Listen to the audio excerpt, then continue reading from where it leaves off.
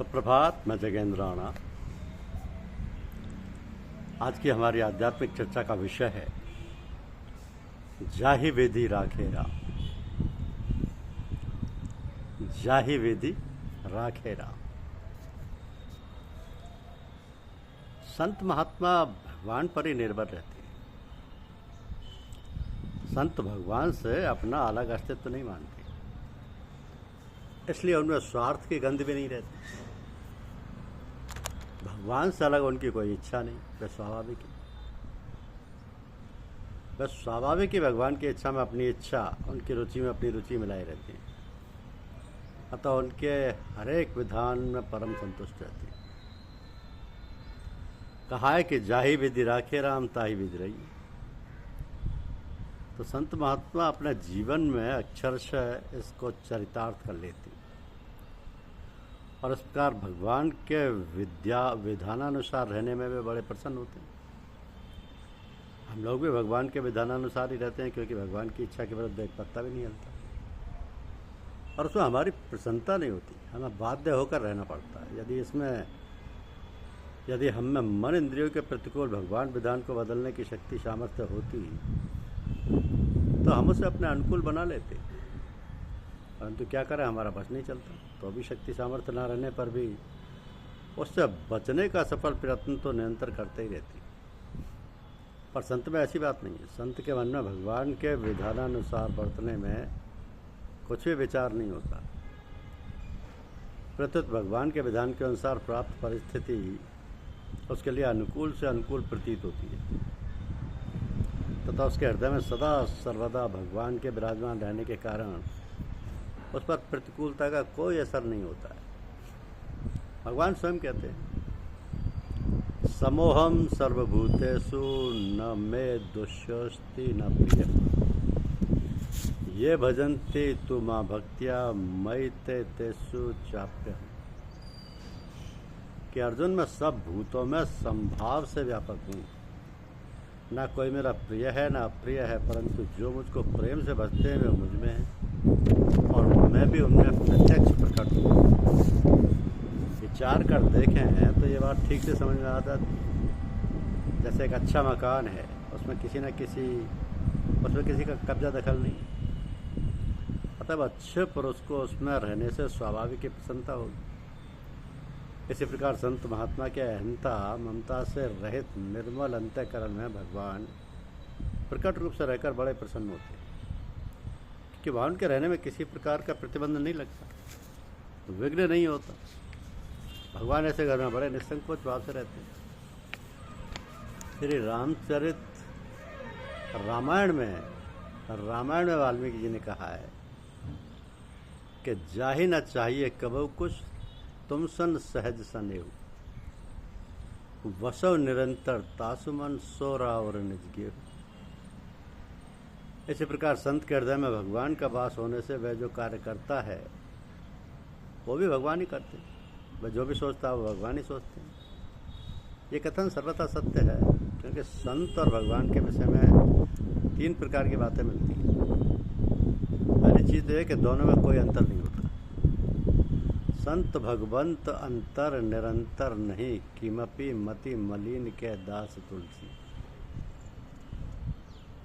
ये बने पत्रिका में लिखा है संत तुलसीदास जी ने कि संत भगवंत अंतर निरंतर नहीं, किमपि मति मलिन के दास तुलसी।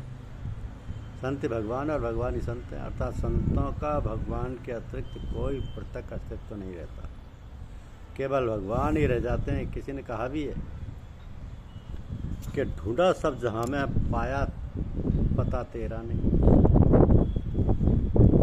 जब पता तेरा लगा तो अब पता तेरा नहीं।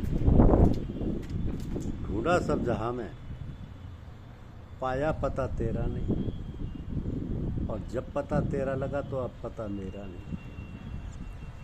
वास्तव में भगवान भगवान ही है, संत संत ही। संत भगवान के बराबर नहीं, भगवान उससे बड़े हैं। संत के ज्ञान सामर्थ्य शक्ति आदि सीमित है और भगवान का सब कुछ अनंत और असीम है। हमारा संत भगवान को प्राप्त हो गया और दूसरे को भी उनकी प्राप्ति करा सकता है, पर वो भगवान नहीं बन जाता। न्याय से भी ये ठीक लगता है। जैसे जब कोई हमें संत मिलता है तो हम कहते हैं महाराज जी भगवान के दर्शन करा दो। तो इससे प्रत्यक्ष है कि संत के मिलने से हमारी संपूर्ण तृप्ति नहीं हुई, उससे बड़ी जो एक वस्तु भगवान है उसकी पाने की इच्छा बनी रहती है। इससे स्वाभाविक है भगवान का बड़ा होना प्रकट होता है और संत भगवान को बड़ा मानते आए।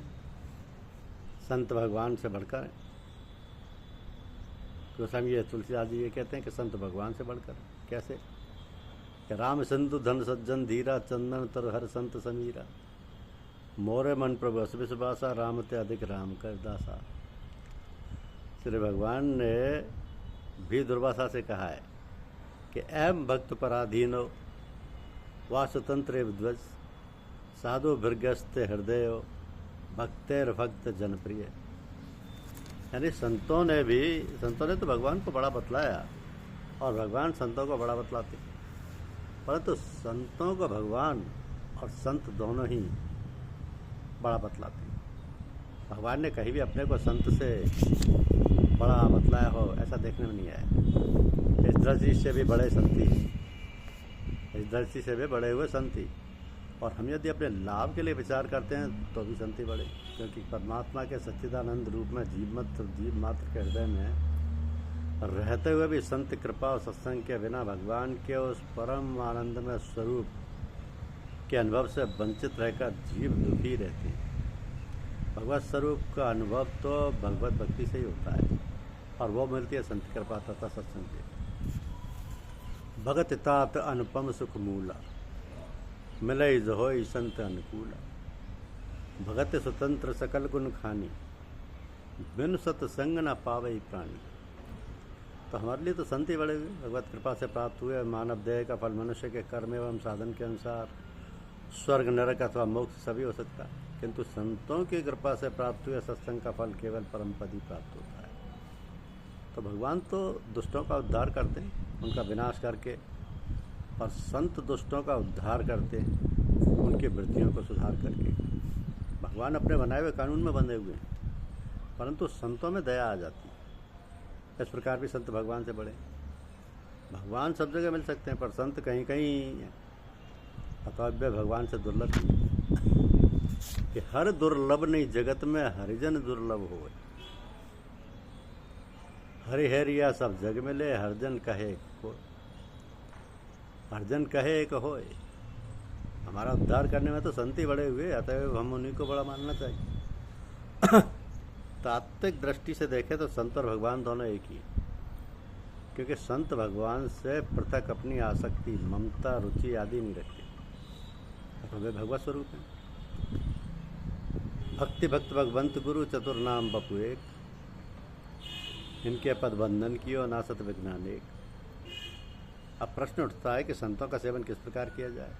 इसके उत्तर में यही कहा जा सकता है कि संतों के सेवन का सर्वोत्तम ढंग है उनके मन, उनकी आज्ञा के अनुसार चलना, उनके सिद्धांतों का आदरपूर्वक पालन करना। ये संत सेवन की ऊंची से ऊंची विधि है। ऐसा कारण यह है कि संतों को अपना सिद्धांत जितना प्यारा होता है उतना उनको अपने प्राण भी प्यारे नहीं होते, जो हम लोगों को सबसे अधिक प्यारे। अब यही कारण है कि आवश्यकता पड़ने पर वे अपने प्राण छोड़ सकते हैं, पर सिद्धांत नहीं। अतः उनके सिद्धांत का सांगोपांग पालन करना, उनके मन के अनुसार चलना, और यदि मन का पता ना लगे तो इशारे, आज्ञा आदि के अनुसार चलना चाहिए। ये उनकी सबसे बड़ी सेवा है। तो आज्ञा समन सुसाहिब सेवा, अतः शरीर से सेवा करने के साथ ही श्रद्धा, प्रेम पूर्वक मन से भी सेवा की जाए तो कहना ही क्या। उनका सिद्धांत जानने के लिए उनका संग करके उनसे भगवत संबंधी बात पूछनी चाहिए, इससे हम अधिक लाभ उठा सकते हैं। तो संतों से पुत्र, स्त्री, धन, मान, बड़ाई आदि से संबंध रखने वाले सांसारिक पदार्थ चाहना अमूल्य हीरे को पत्थर से फोड़ना है। ये संतों के संग का सदुपयोग नहीं है। यूँ संतों के कहने आदि से पुत्र आदि की प्राप्ति भी हो सकती है, किंतु ये तो उनकी कीमत ना समझना हुआ। तो संत को प्राय हम समझते ही नहीं। हम लोग तो उसकी बाहरी क्रियाओं को, अर्थात अधिक खाने, नंगा रहने, मिट्टी का सोना बना देने आदि चमत्कारिक बातों की विशेषता देखना चाहते हैं, किंतु इन बातों से संत बनने का कोई भी संबंध नहीं। संतों का लक्षण कहीं भी नहीं लिखा है। गीता में स्थान स्थान पर भक्त आदि के लक्षण लिखे हैं, पर इसमें एक भी स्थान पर नहीं लिखा कि वो बेटा दे देते हैं या वचन सिद्धि होती है। तो संतों को ईश्वर तुल्य समझिए। संत ईश्वर के बराबर है, भगवान के बराबर है, और उन्हीं के अनुसार रहिए। जाही विधि राखिए, राम ताही विधि रहिए। धन्यवाद।